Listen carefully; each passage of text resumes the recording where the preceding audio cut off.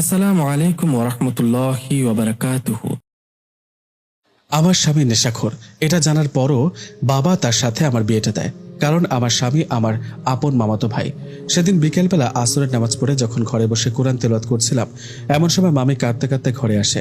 মামির কান্নার আওয়াজ শুনে আমি উঠে দরজার কাছে যাই দেখতে। তখন মামি আব্বুকে কাঁদতে কাঁদতে বলল, ভাই, আমার ছেলেটা বরবাদ হয়ে গেছে। ও কোন মেয়ের পাল্লায় পড়ে নিজেকে ধ্বংস করে দিচ্ছে। কিছুদিন ধরে দেখছি আমার ছেলেটা নেশা করে বেড়াচ্ছে। তুই কিছু একটা কর, মামি বলল। মামি কথা শুনে আমার অনেক খারাপ লাগলো। কেন যে মানুষ হারাম সম্পর্কে জড়ায় আর নিজেকে এভাবে ধ্বংস করে বুঝি না। তারা কি জানে না নেশাখোর ব্যক্তিরা কোনোদিন জান্নাতের সুঘ্রাণও পাবে না? তারা কি আল্লাহকে ভয় করে না? আল্লাহ তাআলা তাদের এত সুন্দর জীবন দান করার পরও নিজেকে এভাবে বরবাদ করে কিভাবে? হঠাৎ করে মামি আবার বলতে শুরু করলেন, যদি আমার নাইমের কিছু হয় তাহলে আমিও বাঁচব না। চোখের সামনে আমার একমাত্র ছেলে এভাবে ধ্বংস হয়ে যাবে, এটা আমি কিছুতেই মেনে নিতে পারবো না। শান্ত হ বোন, তুই এত ভেঙে পড়লে চলবে না। তোর ছেলেকে যেভাবে হোক দিনের পথে আনতে হবে, আব্বু বলল। কিন্তু কিভাবে আনবো তুই বল। অনেক বুঝিয়েছি কিন্তু কিছুতে আমার কথা শুনছে না। আব্বু কিছুক্ষণ চুপ করে থেকে বলল, এরকম একদিন আমিও পথভ্রষ্ট ছিলাম, সেটা তুই ভালো করে জানিস। তখন আমার স্ত্রী রাবেয়া আমাকে দিনের পথে আনে। এখন তোর যদি কোনো আপত্তি না থাকে তাহলে আমার মেয়েকে আমি তোর কাছে পাঠাতে চাই, তোর ছেলের বউ হিসেবে। আমার বিশ্বাস একমাত্র জান্নাতই পারবে তোর ছেলেকে আবার সুস্থ স্বাভাবিক জীবনে ফিরিয়ে আনতে। কথাটা শোনা মাত্র আমি ঘরের দরজা বন্ধ করে দিই। কি কারণে জানি না, কিন্তু হঠাৎ খুব লজ্জা লাগতে শুরু করলো। শেষ পর্যন্ত কিনা আমার স্বামী হবে নাইম ভাইয়া, যে ছোটবেলা থেকে আমাকে গাইয়া বলে খেপায়। কারণ আমি সবসময় পর্দায় থাকতাম। মাদ্রাসায় যখন পড়তাম তখন ভাইয়া আমাকে মাঝে মাঝে মাদ্রাসা থেকে আনতে যেত। তখন ভাইয়া আমাকে এই বলে খেপাতো যে, তোকে বিয়ে করার মতো দুনিয়াতে একটা ছেলেও নেই, দেখিস তোর কপালে জামাই জুটবে না। তুই যে ব্যাকডেটেড মেয়ে, আজকালকার ছেলেরা তোর মতো মেয়েকে দেখলে দূরে সরে যায়। আরো অনেক কথা শোনাতো, কিন্তু আমার কিচ্ছু যায় আসতো না। কারণ আমি জানি ওগুলো তিনি আমাকে খেপানোর জন্য বলতো। আর যখন আমি রাগ করতাম তখন আমাকে আইসক্রিম ঘুষ দিত। আজ আব্বু কিনা সেই নাইম ভাইয়াকে আমার স্বামী বানাতে চাচ্ছে। বুঝতে পারছি না আমি খুশি হব নাকি দুঃখী। তবুও মনকে বোঝালাম, আল্লাহ যা করে ভালোর জন্যই করে। হয়তো এটাই আমার তকদিরে ছিল। ভাবনার দেশ ছেদ করে কানে ভেসে আসলো আব্বুর ডাক। আমি দরজা খুলে তাড়াতাড়ি বাইরে গেলাম। আসসালামু আলাইকুম মামি, তুমি কেমন আছো? মামি হাসি মুখে আমার পাশে এসে মাথায় হাত বুলাতে বুলাতে বলল, আমি তো ভালোই আছি মা, কিন্তু আমার ছেলেটা ভালো নেই। তুই কি আমার ছেলেটার দায়িত্ব নিতে পারবি? পারবি কি আমার পাগল ছেলেটাকে একটু মানুষের মতো মানুষ বানাতে? আমি লজ্জায় চুপ মেরে গেলাম। এখন কি বলবো? এমত অবস্থায় কি করা উচিত? আব্বুর দিকে তাকালাম। আব্বু বলল, বল মা, তোর নাইমকে বিয়ে করতে কোনো আপত্তি আছে?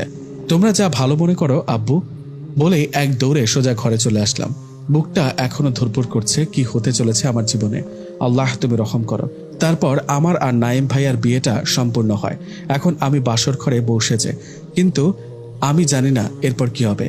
এই রাতটা নিয়ে অনেক স্বপ্ন ছিল আমার। স্বামীর সঙ্গে সারা রাত গল্প করব, ছাদে বসে ওনার কোলে মাথা রেখে জ্যোৎস্না বিলাস করব। কিন্তু আজ হয়তো এগুলোর কোনোটাই হবে না। একটু পরই হয়তো নাইম ভাইয়া আসবে। দূর, কি বলি, এখন তো সে আমার স্বামী, এখন আর ভাইয়া ডাকা যাবে না।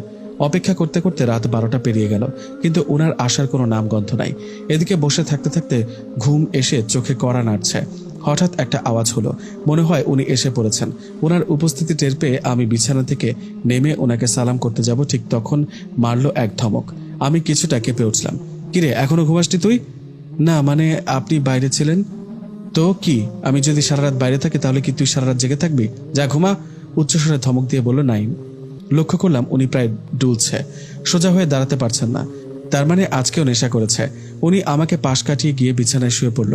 কেমন ছেলে দেখছেন, বাসর রাতের মতো একটা পবিত্র রাতেও নেশা করে। আনরোমান্টিক ব্যাটা একটা। ওনার কাছে গিয়ে ওনার পা থেকে জুতো জোড়া খুলে দিলাম, ঠিকভাবে শুয়ে চাদর টেনে দিলাম। চাঁদের আলো ওনার জানালা ভেদ করে ওনার মুখে এসে পড়ছিল। এতদিন ওনার প্রতি আমার কোনো অনুভূতি ছিল না, কিন্তু আজ কেন জানি ওনার জন্য অন্যরকম অনুভূতি জাগছে মনে। খেয়াল করলাম উনি ঘুমিয়ে পড়েছেন। লজ্জার মাথাকে ওনার কপালে একটা চুমু দিলাম আর বললাম, আপনি আমার স্বামী। আজ এবং এখন থেকে আপনার সব কষ্টের ভাগিদার আমি। নিজের জীবন দিয়ে হলেও আপনাকে আমি এই নেশার জগৎ থেকে বের করে আনবো। ঠাস ঠাস করে চড় মারল নাইম। তোর সাহস কি করে হয় আমাকে চুমু দেওয়ার? শুনে রাখ, তোকে আমি স্ত্রী হিসেবে মানি না। একদম অধিকার ফলাতে আসবি না। হঠাৎ করে যখন উনি থাপ্পড় দিয়ে কথাগুলো বললেন তখন নিজের অজান্তে চোখ দিয়ে অশ্রু ঝরে পড়ল। উনি আবার ঘুমিয়ে পড়লেন। ওনার পাশে আর শুলাম না। যদি আবার রেগে যায়, যাই করুক না কেন, যতই মারুক আমাকে, তবুও আমার কোনো অভিযোগ থাকবে না, কারণ উনি আমার স্বামী। ওনার অধিকার আছে আমার উপর। ওনার পাশে বসে কখন যে ঘুমিয়ে পড়লাম বুঝতে পারিনি। সকালবেলা হঠাৎ কারো গরম নিঃশ্বাসে আমার মুখের ওপর পড়তেই আমি চোখ মেলে তাকালাম। যা দেখলাম তাতে মনে হলো আমার মাথায় আকাশ ভেঙে পড়লো বুঝি। আমি নাইম ভাইয়ার বুকে, আর উনি আমাকে খুব শক্ত করে জড়িয়ে ধরে ঘুমিয়ে রয়েছেন। এখন যদি জেগে যায় তাহলে তো রাগ করবে। এটা ভাবতেই বুকটা ভয় কেঁপে উঠল। ওনার কাছ থেকে নিজেকে ছাড়ানোর জন্য চেষ্টা করতে লাগলাম। হঠাৎ একটা জোরে ধাক্কা দেওয়ায় উনি মেঝেতে পড়ে গেলেন। আল্লাহ, এখন তো আমাকে মেরেই ফেলবেন। উনি চোখ মেলে আমার দিকে রাগি চোখে তাকালেন। তুই আমাকে লাথি দিয়ে ফেলে দিলি? ওনার কাছ থেকে নিজেকে ছাড়ানোর জন্য চেষ্টা করছিলাম, তখন ধাক্কা লেগে বিছানা থেকে মেঝেতে পড়ে যায়। আর সে সময় উনি রাগি চোখে তাকিয়ে কথাটা বলল। আমার তো ভয়ে অবস্থা খারাপ, এখন কি করি? তবুও ভয়ে ভয়ে ওনার কাছে গেলাম। দয়া করে এমন কথা বলবেন না, আমি স্বপ্নে আপনাকে আঘাত করার কথা চিন্তা করতে পারি না। বিশ্বাস করুন, আমি ইচ্ছে করে করিনি, ভুলবশত। বাকিটা বলার আগে উনি হাতের ইশারায় থামতে বললেন। আমি চুপ করে গেলাম। সামান্য জড়িয়ে ধরেছি বলে গায়ে ফোসকা পড়ে যায় যদি, তাহলে বিয়ে করলি কেন? বিশ্বাস করুন, আমি ভেবেছিলাম আপনি যদি এভাবে আমাকে দেখেন হয়তো আবার রাগ করবেন, তাই নিজেকে ছাড়াতে গিয়ে ভুলবশত হয়ে গেছে। দয়া করে কিচ্ছু মনে করবেন না প্লিজ। যা, ফ্রেশ হয়ে আমার জন্য চা বানিয়ে নিয়ে আয়। আচ্ছা ঠিক আছে। তাড়াতাড়ি করে ওয়াশরুমে চলে গেলাম ফ্রেশ হতে। ফ্রেশ হয়ে এসে ওনার জন্য চা বানিয়ে আনলাম, কিন্তু উনি আমার সাথে কথা বলছেন না। আমি ওনাকে বললাম, আপনি কি আমার উপর রাগ করে রয়েছেন? প্লিজ রাগ করবেন না, কথা বলুন। আপনার ইচ্ছে করলে আমাকে শাস্তি দিন, তবুও প্লিজ রাগ করে থাকবেন না। মাথাটা ফুলিয়ে দিয়েছিস, ব্যথায় টন টন করছে। রাগ করে থাকবো না তো কি আদর করব? খুব ব্যথা করছে তাই না? আমি বরফ আনছি, একটু ধৈর্য ধরুন। তাড়াতাড়ি করে নিচে থেকে ওনার জন্য বরফ আনলাম, লাগিয়ে দিলাম। ব্যথার জায়গায় সত্যি লাল হয়ে গেছে, খুব লেগেছে মনে হয়। হয়েছে, অনেক করেছিস, যা এখন নাস্তা বানিয়ে আন। জি আচ্ছা, আপনি একটু কষ্ট করে ফ্রেশ হয়ে আসুন, আমি এক্ষুনি বানিয়ে আনছি।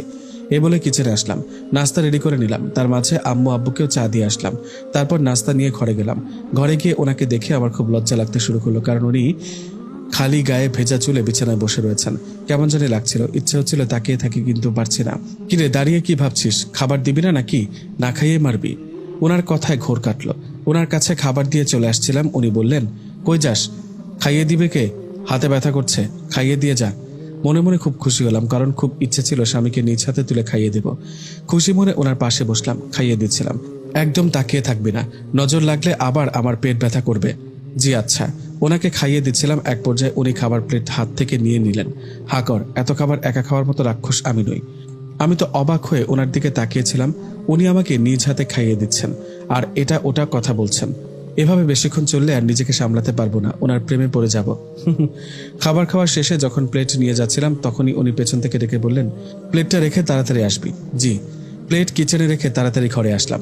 জানি না হঠাৎ এত কেয়ার করছে কেন। তার মানে কি উনি আমাকে স্ত্রী হিসেবে মেনে নিয়েছে? না, আর কিছু ভাবতে পারছি না। তাড়াতাড়ি ঘরে গেলাম। আমাকে দেখে উনি বললেন, এসেছিস, বস এখানে। বিছানায় বসতে বলল, আমিও চুপচাপ বসে পড়লাম। হঠাৎ আমার সামনে কিছু শপিং ব্যাগ আনলেন আলমারি থেকে এবং সেগুলো টেবিলে রেখে উনি বললেন, তোকে একটা কথা বলি? যা ইচ্ছে বলুন, অনুমতি নেওয়ার কি আছে বলুন। সরি কাল রাতের জন্য। আমি জানি তুই অনেক কষ্ট পেয়েছিস, পারলে আমাকে ক্ষমা করে দে। উনি আমার হাত দুটো ধরে যখন এই কথাগুলো বলল তখন যেন মনে হলো কোনো স্বপ্ন দেখছি। এমনটা বলবেন না প্লিজ, আমি কোনো কষ্ট পাইনি। আপনি এভাবে ক্ষমা চেয়ে আমাকে পাপী বানাবেন না, উল্টো আপনি আমাকে ক্ষমা করে দেন। আমি আপনাকে নিজের অজান্তে অনেকটা কষ্ট দিয়েছি, নিজের কাছে নিজেরই অপরাধী হয়ে রয়েছি। আমি আপনাকে সন্তুষ্ট করতে পারিনি। আপনি কি জানেন, ইমাম ইবনে তাইমিয়া বলেছেন, সুতরাং নেককার নারী সে যে আনুগত্যশীল, অর্থাৎ যে নারী সর্বদা স্বামীর আনুগত্য করে। নারীর জন্য আল্লাহ ও তার রসুলের হকের পর স্বামীর হকের মতো অবশ্য কর্তব্য কোনো হক নেই। রসুল সাল্লাহ আলাইসাল্লাম আরও বলেছেন, আমি যদি আল্লাহ ব্যতীত কাউকে সিজদা করার নির্দেশ দিতাম তবে নারীদের আদেশ করতাম স্বামীদের সিজদা করার জন্য। সে আল্লাহর শপথ করে বলছি, যার হাতে আমার জীবন, নারী তার স্বামীর সব হক আদায় করা ব্যতীত আল্লাহর হক আদায়কারী হিসেবে গণ্য হবে না। এমনকি স্বামী যদি তাকে বাচ্চা প্রসব স্থান থেকে তলব করে, সে তাকে নিষেধ করবে না। সহি আল জামে আল সাগির 5295। অতএব স্বামীর সাথে উত্তম আচরণ করা, তার কষ্ট লাঘব করা আর তার ওপর নির্ভর করে তাকে সন্তুষ্ট করা এবং তার ব্যক্তিত্বকে রক্ষা করা। রাসূল সাল্লাল্লাহু আলাইহি সাল্লাম বলেন, দুনিয়াতে কোনো স্ত্রী তার স্বামীকে কষ্ট দিলে তার ডাগর চক্ষু বিশিষ্ট হুরি স্ত্রী বলে ওঠে, তুমি তাকে কষ্ট দিবে না, আল্লাহ তাকে ধ্বংস করুক, কারণ সে তোর নিকট আগন্তুক, অচিরেই সে তোকে ছেড়ে আমাদের নিকট চলে আসবে। আর কিছু বলতে যাব, ঠিক তখনই উনি আমার মুখে আঙুল দিয়ে স্পর্শ করে বললেন, চুপ, অনেক বলেছেন, এবার এগুলো নিন। শপিং ব্যাগগুলো হাতে ধরিয়ে দিলেন। এগুলো কি? আপনার জন্য কিছু উপহার। আর এই নেন আপনার মোহরানার টাকা। এগুলো দিয়ে আমি কি করব? এগুলো আপনার কাছে রেখে দেন। এতক্ষণ এত কথা বললেন, এত সুন্দর সুন্দর হাদিস বললেন, এটা নিশ্চয় জানেন মোহরানার টাকা পরিশোধ না করা পর্যন্ত স্ত্রী গায়ে হাত দেওয়া হারাম। জি জানি, তবে আপনি কি জানেন আল্লাহ তাআলা কুরআনুল কারিমে বলেছেন অর্থ, আর তোমরা স্ত্রীদেরকে তাদের মোহর দিয়ে দাও খুশি মনে, তারা যদি খুশি হয়ে তা থেকে অংশ ছেড়ে দেয় তবে তা তোমরা স্বাচ্ছন্দ্যে ভোগ করো। সূরা আন-নিসা আয়াত 4। তাই আমি আপনার দেওয়া উপহারগুলো রেখে দিলাম, আর টাকাগুলো আপনি রাখেন। উপহারগুলোই আমার জন্য অনেক, আপনার সাথে কথাই পারবো না। এগুলো তোলা রইল আলমারিতে, ইচ্ছামতো খরচ করেন। নাইম বলল। আমি হঠাৎ করে ওনাকে জড়িয়ে তোলাম, আর উনি এমন একটা কাজ করলেন যা আমি আশা করিনি। আলমারিতে টাকাগুলো রেখে যখন উনি আমার সামনে এসে দাঁড়ালেন, আমি লজ্জা শরমের মাথাকে ওনাকে জড়িয়ে ধরলাম। কেন জানি না, আজ ওনাকে খুব ভালোবাসতে ইচ্ছে করছে। যখন ওনার বুকে মাথা রেখে চুপটি করেছিলাম, কিছুক্ষণ পর উনি আমাকে সরিয়ে দিলেন। আমি ওনার দিকে এক নজর তাকিয়েছিলাম। হঠাৎ করে উনি বললেন, অমন হাঁ করে তাকিয়ে না থেকে তাড়াতাড়ি তৈরি হয়ে নাও, আর কিছু কাপড় চোপড় প্যাক করে ফেলো। আচ্ছা, কিন্তু কেন? আপনাকে আপনার বাপের বাড়ি রেখে আসবো। হ্যাঁ, মুখ গোমরা করে ওনার দিকে তাকিয়েছিলাম। নয় হ্যাঁ, যান এখন তৈরি হয়ে নেন। আমি সাথে সাথে ওনার হাত ধরে কান্না করে ফেললাম। কি দোষ করেছে আমি বলুন না? দরকার হলে আমাকে শাস্তি দিন, যা খুশি করুন, তবুও আমাকে তাড়িয়ে দেবেন না। মেয়েদের জন্য স্বামীর বাড়ি তার আসল ঠিকানা, এছাড়া তার কোনো পরিচয় নেই। আমি সারা জীবন আপনার চাকরানি হয়ে থাকবো, তবুও আমাকে এই বাড়ি থেকে তাড়িয়ে দেবেন না। কাঁদতে কাঁদতে বললাম। হঠাৎ উনি ধমক দিয়ে বলেন, আরে ধুর পাগল, কি সব আবল তাবল কথা বলছিস? তোর চাকরানি বানানোর জন্য বিয়ে করছে নাকি? তোর বাপের বাড়িতে রেখে আসার জন্য? কিছুক্ষণ আগে তোর আব্বু কল দিয়ে বলেছিল তোকে আর আমাকে তাদের ওইখানে যেতে, তাই তোকে কিছু কাপড় চোপড় প্যাক করতে বলছি। আর বাপের বাড়িতে রেখে আসার কথাটা তোকে খেপানোর জন্য বলেছি, কিন্তু তুই তো বাচ্চাদের মতো কান্না শুরু করে দিলি। উনি এমনটা করবে সেটা আমি মোটেও আশা করিনি, কিন্তু উনি এখন রেগে যাচ্ছে কিছু না বলে। আবার জড়িয়ে ধরলাম। শান্ত হন, আমি বুঝতে পারিনি তাই কেঁদে দিয়েছি। আপনি প্লিজ রাগ করবেন না। সরি, হয়েছে, অনেক ভালোবাসা দেখাচ্ছেন, এখন রেডি হন। আপনাকে একটা অনুরোধ করবো, রাখবেন? কি শুনি? আপনি আমাকে সবসময় তুই করেই বলবেন, কেমন? আপনার মুখে তুই শব্দটা খুব মানায়, মনে হয় যেন অনেক ভালোবাসা লুকিয়ে রয়েছে শব্দটার মাঝে। আচ্ছা বলবো, এখন যা, রেডি হয়ে নে, আমাদের যেতে বলেছে তাড়াতাড়ি। একটু শ্বশুর বাড়িতে গিয়ে দেখি জামাই আদর কেমন করে। দুজনেই হাসতে লাগলাম। উনি বাইরে গেলেন, কিছুক্ষণ পর আসলেন। এদিকে আমি ব্যাগটা গুছিয়ে ফেলেছি, বোরকাটাও পরে নিলাম। যখন হাত মোজা আর পায়ের মোজা পরতে যাব, উনি বললেন, ওয়েট, আমি পরিয়ে দিই তোকে। আমি বললাম, জি, খুশি মনেই বললাম। উনি আমাকে হাতের মোজা আর পায়ের মোজা পরিয়ে দিলেন। খুব ভালো লাগছিল আমার, মনে হলো যেন পৃথিবীর সব ভালোবাসা একত্রে এসে জমা হয়েছে। মোজা পরানোর শেষে উনি আস্তে করে আমাকে বুকের মাঝে টেনে নিলেন। আমি তো লজ্জায় মাথা নিচু করে ফেললাম। উনি বললেন, যে স্বামী তার স্ত্রীকে একবার চুমু দিবে আর যে স্ত্রী তার স্বামীকে একবার চুমু দেবে, প্রতিটা চুমুর বিনিময়ে 100টা নেকি তাদের আমল নামায় লেখা হয়। মুসনাদে আহমদ। আমি কি তোকে চুমু দিতে পারি? ওনার কথা শুনে আমার তো লজ্জায় মাটিতে মিশে যেতে ইচ্ছে করছিল। উনি আমার নীরবতা দেখে তা বুঝে গেলে এবং নিচের হাত দিয়ে আমার 2 গালে স্পর্শ করলো। আমি চোখ বন্ধ করে রয়েছিলাম। উনি আমার ডান গালে গভীরভাবে চুমু এঁকে দিল। আমি ধীরে ধীরে চোখ মেলে তাকিয়ে দেখি মুচকে হাসি দিচ্ছেন আর বললেন, এবার তোর পালা। আগে আপনি বলুন, আপনি এসব হাদিস জানেন? কই, এতদিন তো আপনাকে মাদ্রাসায় পড়তে দেখিনি। মাদ্রাসায় পড়িনি, বাট মাঝে মাঝে ইসলামিক বই পড়তাম, সেগুলো থেকে জেনেছি। এবার লজ্জা ছাড়, যেটা করতে বলেছি সেটা কর। আমিও আর কথা বাড়ালাম না, হাসি মুখে ওনার আবদার পূরণ করলাম। তারপর মা বাবার থেকে বিদায় নিয়ে গাড়িতে গিয়ে বসলাম। আমার স্বামী পাশে বসে ড্রাইভ করতে লাগলো, আর আমি ওনার কাঁধে মাথা রেখে বসে রয়েছি। আজ নিজেকে প্রকৃত সুখী মানুষ মনে হচ্ছে। নাইম বলল, কাছে আসার বাহানা খুঁজিস শুধু। হঠাৎ উনি এই কথাটা বললেন, আর আমি রাগ দেখিয়ে বললাম, আমি আসবো না তো কে আসবে? কেন, তোর সতীন? একদম মেরে ফেলবো কেউ কাছে আসার চেষ্টা করলে। ভাবছি আরেকটা বিয়ে করব, তোরও একজন ঝগড়া করার মানুষ হবে, আর আমি ভালোবাসাটা একটু বেশি বেশি পাবো। নাইম বলল তাকে রাগানোর জন্য। কেন, আমি কম কিসে? আর আমার ঝগড়া করার মানুষের প্রয়োজন নেই। যত ভালোবাসা দরকার আমি দেব, অন্য মেয়ের কথা মুখেও আনবেন না বলে দিলাম। কেন, তুই কি জানিস না আল্লাহ তাআলা পবিত্র কোরআনে কি বলেছেন? অর্থ, আর যদি তোমরা ভয় করো যে এতিম মেয়েদের হক যথাযথভাবে পূরণ করতে পারবে না, তবে সেসব মেয়েদের মধ্য থেকে যাদের ভালো লাগে তাদের বিয়ে করে নাও, 2, 3 কিংবা 4টি পর্যন্ত। আর যদি এরূপ আশঙ্কা করো যে তাদের মধ্যে ন্যায়সঙ্গত আচরণ বজায় রাখতে পারবে না, তবে একটি অথবা তাদের অধিকারভুক্ত দাসীদেরকে। এতে পক্ষপাতিত্বে জড়িত না হওয়ার অধিকতর সম্ভাবনা। সূরা আন-নিসা আয়াত 3। তারপর আরেকটা বিয়ে করলে মন্দ হয় না, কি বলিস? ওনার কথা শুনে সারা শরীর রাগে জ্বলছে, ইচ্ছা করছে ওনার চুল ছিঁড়ে ফেলি, বজ্জাত একটা। আমি চুপ করে রইলাম এবং ওনার থেকে সরে বসলাম। ওনার থেকে সরতে উনি একটা ধমক মারলেন আর বললেন, তোর সাহস কি করে হলো কাঁধ থেকে মাথা সরানোর? আমার কাঁধে মাথা রাখ আর চুপ করে বসে থাক। আপনি আমাকে এত জ্বালিয়ে কি মজা পান বলুন তো? একটু ভালোবাসলেও তো পারেন। ওনার কাঁধে মাথা রেখে বললাম, কোনো মেয়ের দিকে আপনি তাকাবেন না, দয়া করে বেগানা নারীর দিকে তাকালে পাপ হয়। তাকালে পাপ হয় জানতাম না তো।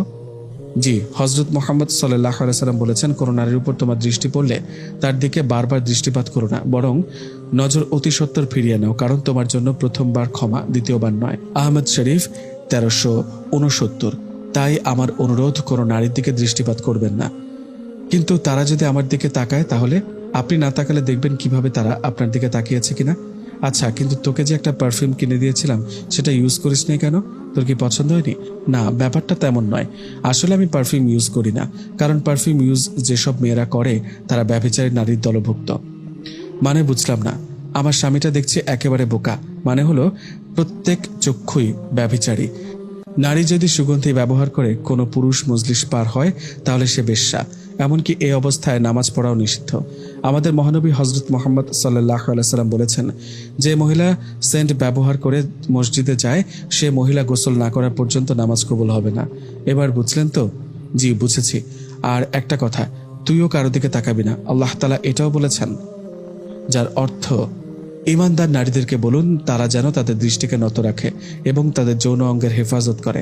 তারা যেন যা সাধারণত প্রকাশমান তা ছাড়া তাদের সৌন্দর্য প্রদর্শন না করে, এবং তারা যেন তাদের মাথার ওড়না বক্ষ দেশে ফেলে রাখে, এবং তারা যেন তাদের স্বামী, পিতা, শ্বশুর, পুত্র, স্বামীর পুত্র, ভ্রাতা, ভ্রাতুষ্পুত্র, ভগ্নীপুত্র, স্ত্রীলোক, অধিকারভুক্ত বাদী, যৌন কামনামুক্ত পুরুষ ও বালক, যারা নারীদের গোপন অঙ্গ সম্পর্কে অজ্ঞ, তাদের ব্যতীত কারো কাছে তাদের সৌন্দর্য প্রকাশ না করে। তারা যেন তাদের গোপন সাজসজ্জা প্রকাশ করার জন্য জোরে পদচারণা না করে।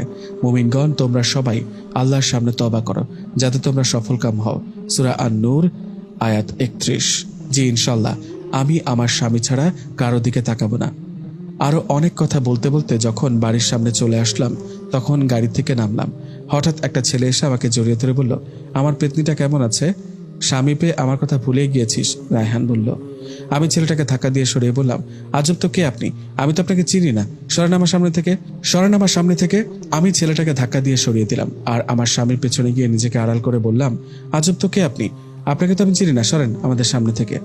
এই রে, পেতনিটা দেখি খুব রাগ করছে। আরে বাবা, সরি, তোর বিয়েতে আসতে পারিনি তো কি হয়েছে? এই তো দেখ, এখন এসেছি। আমি ওনাকে বললাম, আপনি কিছু বলছেন না কেন লোকটাকে? তাকে এখান থেকে চলে যেতে বলুন, আমি তাকে একটু সহ্য করতে পারছি না। আরে এত রাগ করছিস কেন? তুই না আমার লক্ষ্মী বোন, তুই না খুব ভালো, প্লিজ রাগ করিস না। আর দুলা ভাই, আপনি কিছু বলছেন না কেন? আপনি তো অন্তত কিছু একটা বলুন। আমি আর কি বলবো? তোমার বোনের এত রাগ যে আমি ও তার সামনে কথা বলতে পারি না। না বাবা, আমি তোমাদের মাঝে নেই, নাইম বলল। আমি আমার স্বামীকে চিমটি দিয়ে বললাম, আমি আবার কবে আপনার সাথে রাগ দেখালাম? রোজই দেখাও। হঠাৎ মা বাবা আসলেন। আমি বাবার কাছে গিয়ে বললাম, আব্বু, তুমি এই লোকটাকে বাড়িতে ঢুকতে দিয়েছো কেন? এক্ষুনি চলে যেতে বলো। আরে মা, রাগ করিস না, ওর তো পরীক্ষা ছিল, যদি পরীক্ষাটা না দিত তাহলে কতগুলো বছর লস হয়ে যেত, তাই না? আব্বু বলল। পরীক্ষা আগে না আমি আগে? সে এমনিতেও আন্ডা পাবে। হঠাৎ উনি আমার সামনে এসে বললেন, থাক, যা হয়েছে ভুলে যাও। আর ও তো তোমাকে সরি বলেছে, তাই আর রাগ নিয়ে থেকো না। আচ্ছা, আসলে রায়হান আমার ছোট ভাই, সে আমার বিয়েতে ছিল না। হোস্টেলে থেকে পড়াশোনা করে যখন তাকে বিয়ের কথা বলি, তখন সে তার পরীক্ষায় ব্যস্ত ছিল, তাই আমার বিয়েতে আসতে পারেনি। তারপর রায়হান আমাকে সরি বলল আর অনেকগুলো আইসক্রিম দিল। দুঃখের কথা কারে বলি, উনি আমাকে একটার বেশি আইসক্রিম খেতেই দিল না। বজ্জাত লোক, আমাকে আইসক্রিম খেতে দেয় না। অতঃপর ওনাকে ঘরে নিয়ে গেলাম। উনি বিছানায় শুয়ে বললেন, এক গ্লাস পানি আনো তো। জি, এক্ষুনি আনছি। তারপর ওনাকে পানি দিলাম আর বললাম, আপনি ফ্রেশ হয়ে আসুন, আমি খাবার আনছি। তোয়ালেটা দে। তারপর ওনাকে তোয়ালে দিলাম। উনি ফ্রেশ হতে গেলেন। আমিও রান্নাঘরে গেলাম ওনার জন্য কিছু খাবার নিতে। আসলে এখনো খাবার সময় হয়নি, কিন্তু মাঝে মাঝে ওনার হালকা ক্ষুধা লাগে। তখন ভাত না খেলেও কিছু খেলেই ওনার পেট ভরে যায়, আর সেটা এই বাড়ির সবাই জানে। আম্মু, আমি সাহায্য করি? না রে মা, তুই ঘরে যা, গিয়ে দেখ নাইমের কিছু লাগবে নাকি। ওনার হালকা ক্ষুধা লেগেছে, তার জন্য কিছু খাবার বানাই। আরে না না, তোকে কিচ্ছু করতে হবে না, আমি নাইমের জন্য পায়েস বানিয়েছি, সেটা নিয়ে যা। আচ্ছা দাও। তারপর ওনার জন্য বাড়িতে করে পায়েস নিয়ে গেলাম। গিয়ে দেখি উনি বিছানায় বসে ফোন টিপছেন। আমি যেতেই বলল, এতক্ষণ লাগে? পেটের মধ্যে ইঁদুর তো কাবাডি খেলতে শুরু করেছে। এই তো নিন, ওয়াও, পায়েস। মা বানিয়েছে আপনার জন্য। আচ্ছা, খুব ভালো হয়েছে, এখন খাইয়ে দেয়। জি। ওনাকে তুলে খাইয়ে দিচ্ছিলাম আর বলছিলাম, জানেন, স্বামী স্ত্রী একসাথে খেতে বসলে অনেক সওয়াব হয়।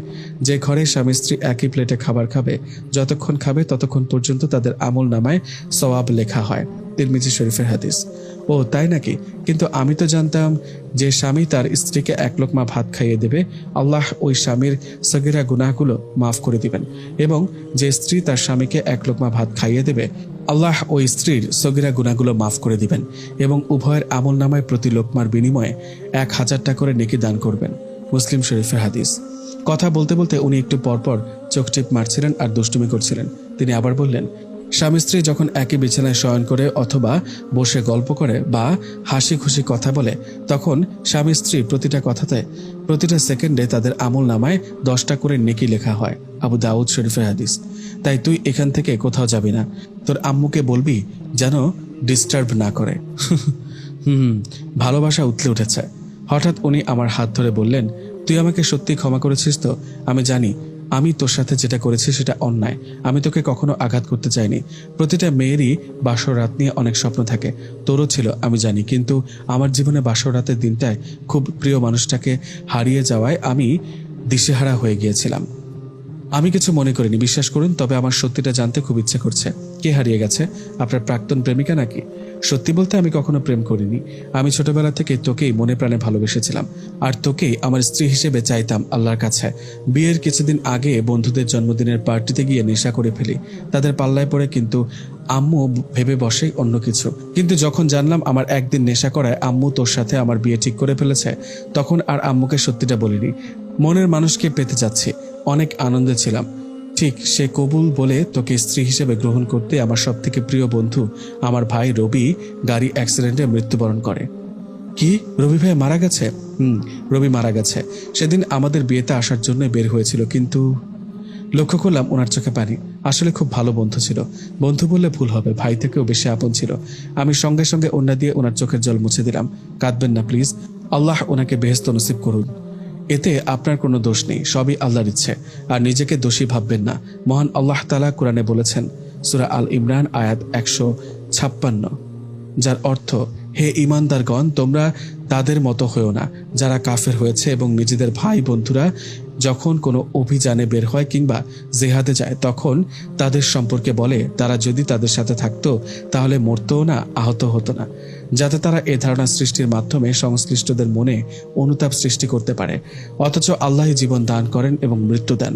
তোমাদের সমস্ত কাজই তোমরা যা কিছুই করো না কেন, আল্লাহ সব কিছুই দেখেন।